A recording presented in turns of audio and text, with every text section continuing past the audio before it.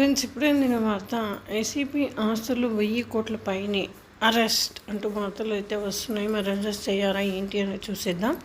వివరాల్లోకి వెళ్ళే ముందు దయచేసి లైక్ చేసి, షేర్ చేసి, సబ్స్క్రైబ్ అయితే చేసి మరిన్ని లేటెస్ట్ అప్డేట్స్ కోసం బెల్ ఐకాన్ అయితే క్లిక్ చేయండి ఫ్రెండ్స్. అయితే సిసిఎస్ ఏసీపీ ఉమామహేశ్వరరావును అరెస్ట్ చేశారు ఏసీబీ అధికారులు. ఆదాయానికి మించిన ఆస్తులు కేసులో అతన్ని అదుపులోకి తీసుకున్నారు.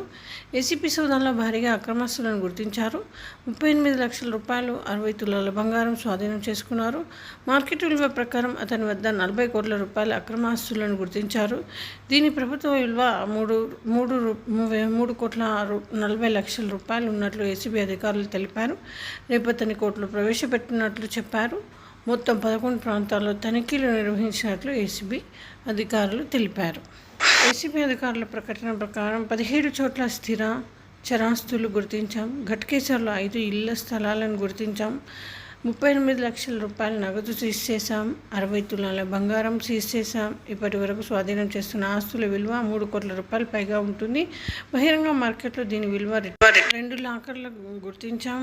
షమీర్పేటలో ఒక విల్లా గుర్తించాం. బుధవారం ఉమామహేశ్వరరావుని కోర్టులో ప్రవేశపెడతాం. ఇదన్నమాట. ఈ విధంగా అధికారులు అయితే ప్రకటన చేశారు ఫ్రెండ్స్. Thanks for watching.